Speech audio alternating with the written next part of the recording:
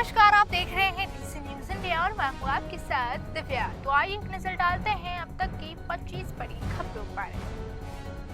25 बड़ी खबरों में सबसे पहले बात करेंगे मुंबई की। मुंबई एयरपोर्ट पर कस्टम विभाग ने बड़ी कार्रवाई करते हुए बैंकॉक से आए 5 यात्रियों से कुल 42,898 किलो हाई क्वालिटी हाइड्रोपेनिक वीट बरामद की है, जिसकी कीमत लगभग 42.89 करोड़ रुपए बताई जा रही है। ये ड्रग कंट्रोलर वातावरण में उगाई जाती है, इसलिए इसकी कीमत अंतर्राष्ट्रीय बाजार में काफी अधिक होती है। कस्टम ने प्रोफाइलिंग और खुफिया सूचना के आधार पर यात्रियों को चिन्हित किया। 3 अलग अलग मामलों में पहले 33,888 किलो ड्रग्स पकड़ा गया। बाद में थाई एयरबेस की एक फ्लाइट से आए 2 यात्रियों से 9.010 किलो वीट पकड़ी गई। सभी यात्रियों के मौके पर हिरासत में लेकर एनडीपीएस एक्ट के तहत गिरफ्तार कर लिया गया। अधिकारियों का कहना है कि हाल ही में बैंकॉक रूट से ड्रग्स तस्करी बढ़ने पर संकेत मिल रहे हैं। इस वजह से सभी संदिग्ध यात्रियों के मूवमेंट और व्यवहार पर खास नजर रखी जा रही है। अब कस्टम इनसे खुद जुड़े अंतर्राष्ट्रीय नेटवर्क की जांच कर रहा है। माना जा रहा है कि ये एक संगठित तस्करी रैकेट हो सकता है। आने वाले दिनों में और भी गिरफ्तारियां होने की संभावना जताई गई है। अब 25 बड़ी खबरों में बात करेंगे राहुल गांधी की। रायबरेली के एमपी एमएलए कोर्ट में आज राहुल गांधी की नागरिकता से जुड़े बेहद विवादित मामले की सुनवाई होनी है। याचिकाकर्ता एस विघ्नेश शिशिर ने उन पर ब्रिटिश नागरिकता का गंभीर आरोप लगाया है। कोर्ट ने पहले भी कोतवाली पुलिस पे आख्या तलब कर चुकी है, लेकिन रिपोर्ट न पूरी होने के कारण सुनवाई 12 दिसंबर तक टाल दी गई थी। शिशिर का दावा है कि उन्हें भारतीय और ब्रिटिश सरकार दोनों ही राहुल गांधी के पासपोर्ट से जुड़े दस्तावेज मिले हैं। उन्होंने पहले पुलिस से कार्रवाई की मांग की थी, लेकिन कार्रवाई न होने पर कोर्ट में परिवारवाद दाखिल किया। कोर्ट ने 3 दिसंबर को परिवारवाद स्वीकार करते हुए 48 घंटे में रिपोर्ट मांगी। आज कोर्ट याचिकाकर्ता और अधिवक्ता की दलीलों को विस्तार से सुनेगा। अधिवक्ताओं का कहना है कि इस मामले में कई आपराधिक और पासपोर्ट संबंधित गंभीर तथ्य है। रिपोर्ट आने के बाद केस अभियोजक पंजीकरण या समन जारी किया जाएगा। इस सुनवाई पर पूरे प्रदेश की नजर टिकी है। अब 25 बड़ी खबरों में बात करेंगे अमेरिका की। अमेरिका ने साफ कर दिया है कि जो भारतीय पर्यटक सिर्फ बच्चे को जन्म दिलाने कर अमेरिकी नागरिकता दिलाने के उद्देश्य से आते हैं, उन्हें अब टूरिस्ट वीजा नहीं मिल पाएगा।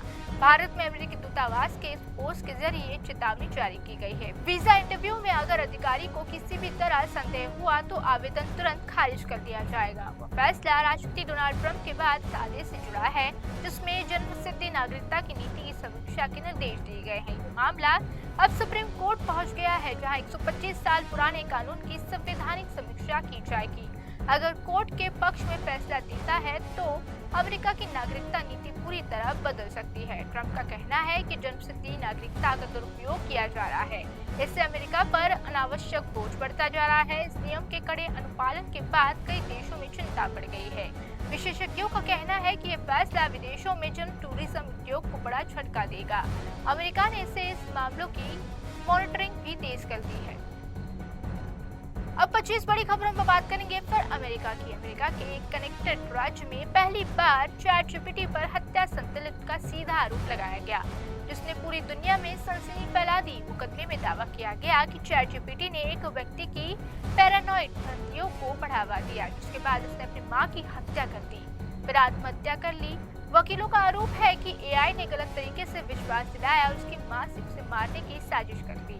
चैट लॉग्स बताते हैं कि एआई ने लगातार उसकी भर्तियों को मान्यता दी और उसे सिर्फ एआई पर भरोसा करने को कहा गया। परिवार का दावा है कि ओपन एआई ने सेफ्टी टेस्टिंग कम करने चैटजीपीटी 04 को जल्दबाजी में लॉन्च किया।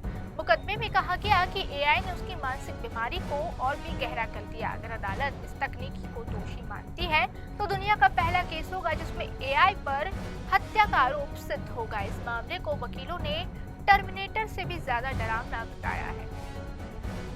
अब 25 बड़ी खबरों में बात करेंगे आंध्र प्रदेश की। आंध्र प्रदेश के अलूरी सीतारमण राजू जिले में देर रात बड़ा हादसा हुआ, जिसमें 9 यात्रियों की मौत हो गई, कई गंभीर रूप से घायल हो गए। ये बस तेलंगाना के भद्राचलम से अन्नावरम जा रही थी। चित्तूर भंटोल बिल पर घाट के रोड पर बस अनियंत्रित होकर खाई में गिर गई। हादसे के समय इसमें 30 से अधिक लोग सवार थे। घायलों को तुरंत भद्राचार्य अस्पताल में भर्ती कराया गया। कई लोग यात्रियों की हालत गंभीर बताई जा रही है, जिसमें मृतकों की संख्या बढ़ सकती है। डीएम दिनेश कुमार ने बताया कि राहत बचाव कार्य पूरी तरह जारी है। मुख्यमंत्री चंद्रबाबू नायडू ने हादसे पर दुख व्यक्त किया और घायलों को सर्वोत्तम इलाज का उपलब्ध कराने के निर्देश दिए। अधिकारियों ने बताया कि बस की तकनीकी जांच की जाएगी। इससे पहले क्षेत्र में कई सड़क हादसे चर्चित रहे हैं। अब 25 बड़ी खबरों में बात करेंगे बांग्लादेश की। बांग्लादेश के पूर्व प्रधानमंत्री और बीएनपी की प्रमुख खालिदा जिया की हालत बेहद नाजुक बनी हुई है। उन्हें ढाका के एक निजी अस्पताल में वेंटिलेटर पर रखा गया। डॉक्टरों का कहना है कि उनकी ब्लड इन्फेक्शन और किडनी लीवर से जुड़ी जटिलों पर स्थिर और खतरनाक बनी हुई है। सोमवार रात उनकी तबीयत अचानक बिगड़ गई। उन्हें तुरंत आईसीयू में शिफ्ट किया गया। परिवार ने सरकार से उनके विदेश के इलाज की गुहार लगाई, लेकिन सरकार कह रही है कि अदालत के आदेश के खिलाफ है। अस्पताल प्रवक्ता के अनुसार अगले 48 घंटे बेहद महत्वपूर्ण होंगे। बीएनपी नेताओं ने आरोप लगाया कि राजनीतिक बदले की वजह से उन्हें समय पर इलाज नहीं मिल रहा है। ढाका में अस्पताल की बाहरी पार्टी कार्यकर्ता जुटने लगे हैं। सुरक्षा बढ़ा दी गई है। देश भर में उनके समर्थनों के बीच चिंता का माहौल है। अब 25 बड़ी खबरों में बात करेंगे जापान की। जापान के हेकाउ क्षेत्र में मंगलवार की सुबह 6.7 तीव्रता का शक्तिशाली भूकंप आया। इससे इलाके में दहशत का माहौल बन गया। भूकंप का केंद्र समुद्री इलाके में था, लेकिन इसके झटके कई शहरों में तक महसूस किए गए। हालांकि कोई बड़ा नुकसान नहीं हुआ है, लेकिन कुछ इलाकों में बिजली गुल होने और छोटी बड़ी दरारें पड़ने की खबरें सामने आई। जापान मौसम एजेंसी ने सुनामी का खतरा नहीं बताया, फिर भी तटीय इलाकों में सतर्कता बढ़ा दी गई है। ट्रेन सेवाएं कुछ देर के लिए रोक दी गई है। स्कूलों में बच्चों को सुरक्षित जगह से ले जाया गया। कई दुकानें और ऑफिस अस्थायी रूप से बंद कर दिए गए हैं। प्रशासन ने कहा आफ्टर शॉक्स जारी कर सकते हैं। वैज्ञानिकों का कहना है कि इलाका पहले से भूकंप प्रबल है। अधिकारियों ने लोगों से घरों में गैस और बिजली के कनेक्शन चेक करने की अपील की है। अब 25 बड़ी खबरों में बात करेंगे कांग्रेस के वरिष्ठ नेता और पूर्व केंद्रीय मंत्री शिवराज पाटिल की। कांग्रेस के वरिष्ठ नेता और पूर्व केंद्रीय मंत्री शिवराज पाटिल का 89 वर्ष की आयु में निधन हो गया है, जिससे राजनीतिक गलियारों में शोक की लहर दौड़ गई। वो पिछले कुछ महीनों से बीमार चल रहे थे और दिल्ली के एम्स अस्पताल में भर्ती थे। पाटिल ने लंबे समय तक संसद, गृह मंत्रालय और विभिन्न सरकारी पदों पर महत्वपूर्ण जिम्मेदारियां निभाई है। 2008 में मुंबई हमलों के दौरान वह गृह मंत्री थे। उनके सिद्धांत वाली राजनीति के लिए उन्हें अपनी पार्टी और विपक्ष दोनों ने सम्मानित किया था। कांग्रेस नेताओं ने उनके निधन को युगांतकारी क्षति बताया है। प्रधानमंत्री समेत कई वरिष्ठ नेताओं ने शोक जताया है। पाटिल के परिवार में 2 बेटियां हैं। आज शाम उनका अंतिम संस्कार किया जाएगा। उनके समर्थक अस्पताल और आवास पर जुटने लगे हैं। अब 25 बड़ी खबरों में बात करेंगे मध्य प्रदेश की। मध्य प्रदेश और दिल्ली में कफ सिरप निर्यात घोटाले को लेकर एक प्रवर्तन निदेशालय ने आज सुबह 25 जगहों पर छापेमारी की है। ये कार्रवाई 19 राज्यों में जहरीले कफ सिरप से हुई बच्चों की मौत से जांच जुड़ी है। आरोप है कि कुछ फार्मा कंपनियों ने निम्न गुणवत्ता वाली दवाइयां अफ्रीका देशों में भेजी, जिससे कई बच्चों की जान गई। ईडी ने फर्जी बिलिंग, हेराफेरी, हवाला एंगल की जांच शुरू कर दी है। इंदौर, भोपाल, दिल्ली में बड़े कारोबारी और दवा वितरकों के ठिकानों पर भी रेड चल रही है। कई लैपटॉप, मोबाइल और दस्तावेज जब्त किए गए हैं, जबकि एजेंसियों का कहना है कि ये एक अंतर्राष्ट्रीय रैकेट हो सकता है। वर्ल्ड हेल्थ ऑर्गेनाइजेशन ने भी पहले भारत सरकार से कठोर कार्रवाई की मांग की थी। इससे रेड के घोटाले का बड़ा नेटवर्क सामने आया है। कई कंपनियों पर जल्दी बड़ी कार्रवाई होने की संभावना है। अब 25 बड़ी खबरों में बात करेंगे उत्तर प्रदेश की। उत्तर प्रदेश सरकार ने डॉक्टरों की बार-बार की हड़तालों को देखते हुए बड़ा फैसला लिया है। अगले 6 महीनों के लिए सभी सरकारी डॉक्टरों की हड़ताल पर रोक लगा दी गई है। सरकार ने इसे जनहित और स्वास्थ्य सेवाओं को सुचारू की जरूरत बताते हुए लागू किया है। हाल ही में 17,000 से ज्यादा डॉक्टरों के हड़ताल जाने से चेतावनी के बाद ये आदेश जारी हुआ है। स्वास्थ्य विभाग ने कहा कि मरीजों की जिंदगी से खिलवाड़ बर्दाश्त नहीं किया जाएगा। आदेश उल्लंघन करने पर सख्त कार्रवाई की जाएगी। डॉक्टर संगठन ने इसे अलोकतांत्रिक बताया है। सरकार का कहना है कि बातचीत से ही मुद्दे का हल निकाला जाएगा। बातचीत से ही मुद्दे का हल निकाला जाएगा। वहीं अस्पतालों में मरीजों की संख्या बढ़ रही है। राज्य भर में सभी सीएमओ को तैयार रहने के निर्देश दिए हैं। ये कदम स्वास्थ्य व्यवस्था को स्थिर रखने के लिए उठाया गया है। अब 25 बड़ी खबरों में बात करेंगे नेपाल की। नेपाल के हिंसक जनजीय आंदोलन को लेकर बड़े खुलासे हुए हैं, जिनमें दावा किया गया कि अमेरिका ने गुप्त फंडिंग देकर युवाओं को शैडो आर्मी बदलने की कोशिश की।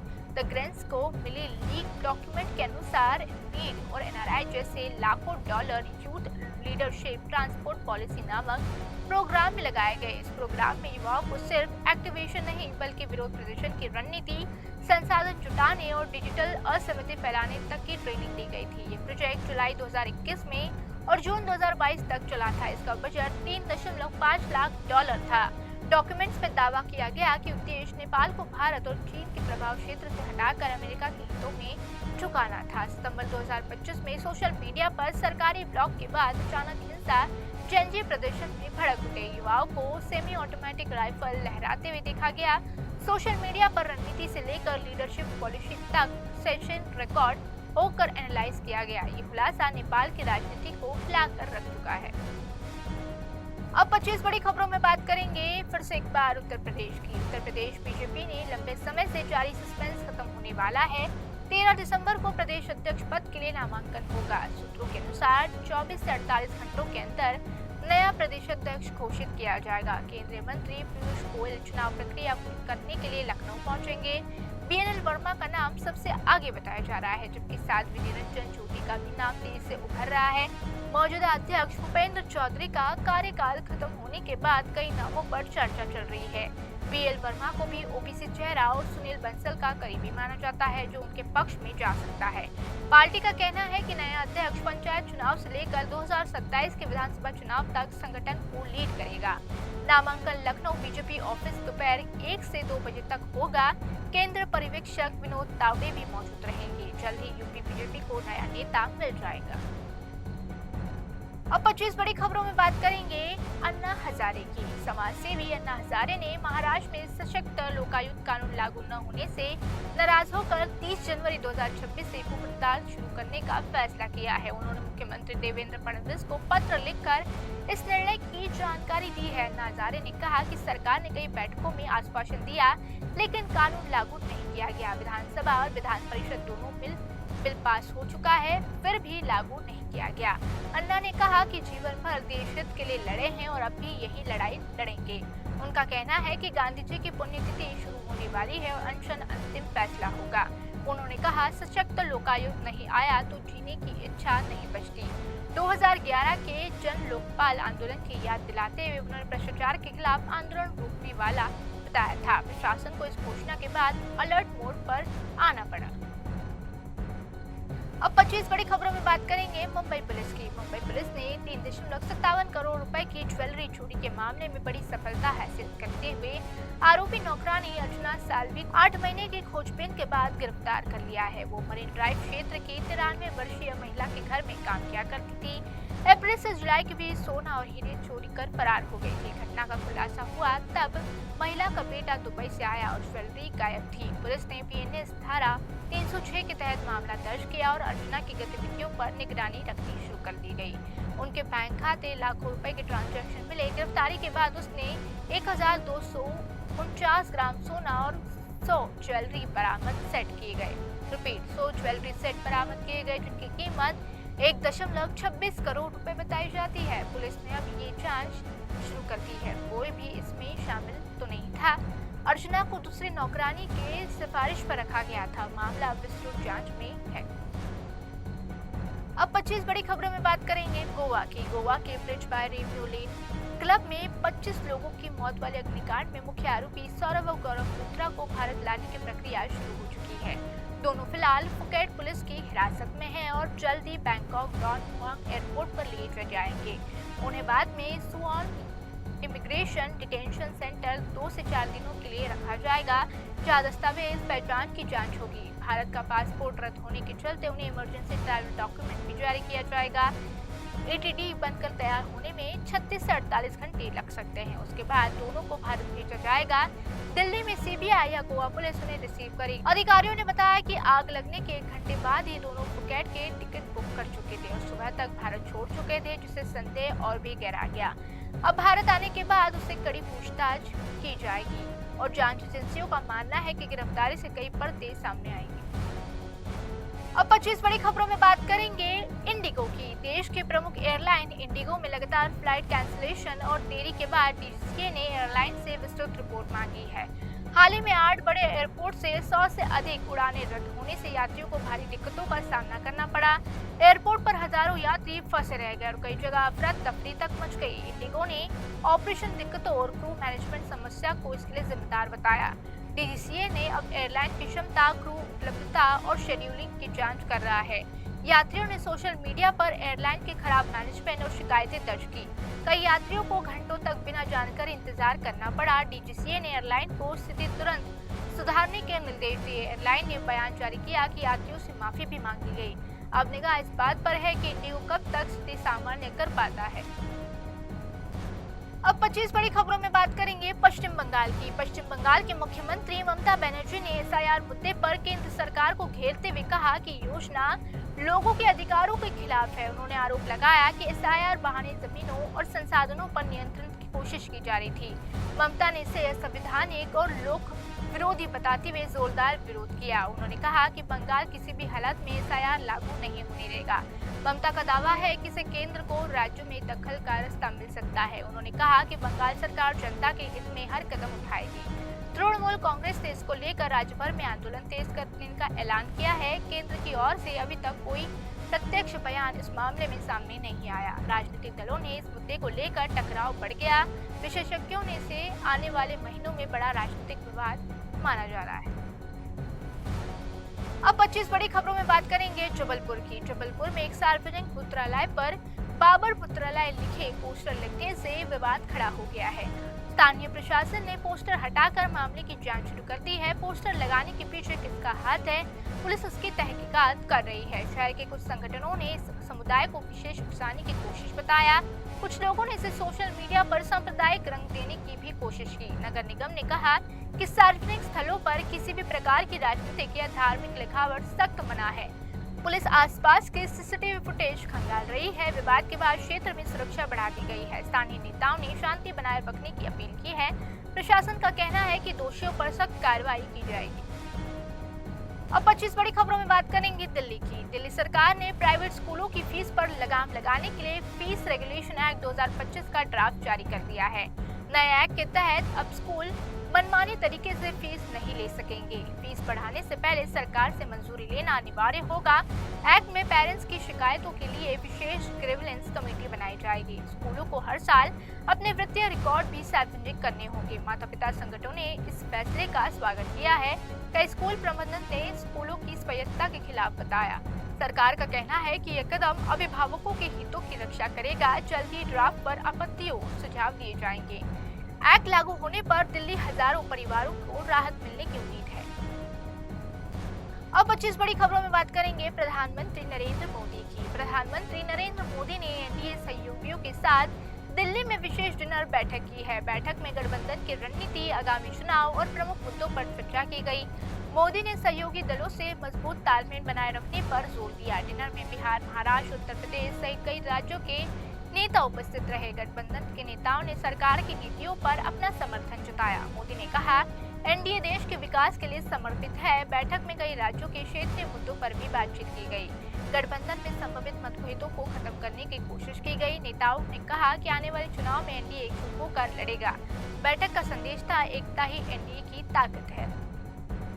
अब 25 बड़ी खबरों में बात करेंगे सुप्रीम कोर्ट की। सुप्रीम कोर्ट ने एक अनोखे तलाक मामले में महत्वपूर्ण टिप्पणी की है। पत्नी ने पति पर 4 साल से भावनात्मक दूरी और वैवाहिक बंधन खत्म होने का आरोप लगाया। पति तलाक के खिलाफ था और रिश्ते से दूसरा मौका मांग रहा था। पत्नी का कहना है कि संबंध अब बिल्कुल खत्म हो चुका है। कोर्ट ने कहा, जब शादी अप्रासंगिक हो जाए तो इसका अर्थ हो जाए, तब कानून को यथावत होना चाहिए।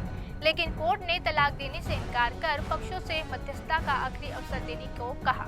कोर्ट ने दोनों को रिश्तों पर पुनर्विचार करने की सलाह दी। मामला अपरिवर्तनीय ट्रूटन के कानूनी परीक्षण का दुर्लभ उदाहरण बताया गया। अगली सुनवाई में कोर्ट अंतिम फैसला ले सकता है। ये फैसला भविष्य के तलाक मामलों के लिए मिसाल बन सकता है। अब 25 बड़ी खबरों में बात करेंगे बिहार की। बिहार के सहरसा में पुलिस कस्टडी में एक आरोपी घायल होने पर बड़ा विवाद खड़ा हो गया। परिजनों ने आरोप लगाया कि पुलिस ने आरोपी की बेरहमी से पिटाई कर दी। घटना के बाद आरोपी को गंभीर हालत में अस्पताल में भर्ती कराया गया। स्थानीय लोगों ने पुलिस कार्रवाई पर सवाल उठाते हुए विरोध प्रदर्शन किया। एसपी ने मामले की जांच के आदेश दिए। पुलिस का कहना है कि आरोपी गिरफ्तारी के दौरान भागने की कोशिश कर रहा था। परिजनों ने इसे फर्जी कहानी बताते हुए न्याय की जांच की मांग की। मामले ने सहरसा कानून व्यवस्था को लेकर गंभीर चिंता पैदा कर दी है। मानवाधिकार संगठनों ने कार्रवाई की मांग की है। जांच रिपोर्ट आने तक सभी संभावित पुलिस कर्मियों को लाइन हाजिर कर दिया जाएगा। अब 25 बड़ी खबरों में बात करेंगे पुणे की। पुणे के मुलामुथी नदी पर ग्रीन जीडीपी मॉड्यूल लागू करने का प्रस्ताव चर्चा में है। अध्ययन में नदी के प्रदूषण स्तर, पारिस्थितिक क्षति और आर्थिक नुकसान का आकलन किया गया। रिपोर्ट में बताया गया कि प्रदूषण शहर को करोड़ों का पारिस्थितिक नुकसान होता है। ग्रीन जीडीपी मॉड्यूल पर्यावरणीय नुकसान को आर्थिक मूल्य में बदलकर मापा जाएगा। नदी में किनारे बसावट, औद्योगिक कचरा और सीवेज मुख्य कारण बताए गए हैं। नगर निगम और विशेषज्ञ ऐसे मॉड्यूल को लागू करने पर विचार कर रहे हैं। रिपोर्ट में नदी पुनर्जीवन प्रोजेक्ट को तेज करने की सिफारिश की गई है। शोधकर्ताओं ने कहा कि इससे नीति निर्माण में पारदर्शिता आएगी और पुणे पर्यावरण समूह से इस कदम का स्वागत किया। ये मॉडल देश के अन्य शहरों में भी लागू किया जाएगा। अब 25 बड़ी खबरों में बात करेंगे उत्तर प्रदेश की। उत्तर प्रदेश के एटीएस ने पाकिस्तान लिंक हवाला और जासूसी नेटवर्क का बड़ा खुलासा किया है। जांच में पता चला कि गिरोह भारत से खुफिया जानकारी पाकिस्तान को भेज रहा था। मुख्य आरोपी पर विदेशी हैंडलर से पैसा लेने का आरोप है। एटीएस ने कई राज्यों में एक साथ छापेमारी कर अहम दस्तावेज बरामद किए हैं। गिरोह सेना की गतिविधियों और संवेदनशील इलाकों का डेटा भेजता था। ट्रांजैक्शन हवाला सिस्टम के जरिए किए जाते थे। पकड़े गए आरोपियों से इलेक्ट्रॉनिक डिवाइस भी जब्त किए गए हैं। एटीएस अब नेटवर्क के बाकी सदस्यों की तलाश कर रहा है। एजेंसियों के मुताबिक इसका लिंक पाकिस्तान के आईएसआई से जुड़ा हो सकता है। ये कार्रवाई राष्ट्रीय सुरक्षा के लिहाज से बेहद अहम मानी जा रही है।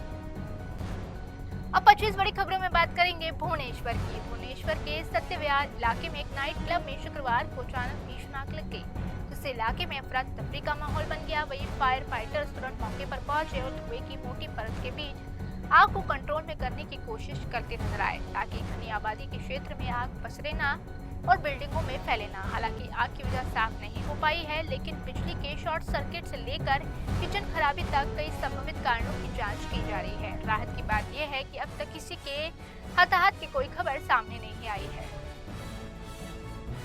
तो ये थी अब तक की 25 बड़ी खबरें। देश और दुनिया की तमाम बड़ी खबरों के लिए रुक कीजिए डीसी न्यूज़ इंडिया का। अभी के लिए बस इतना ही।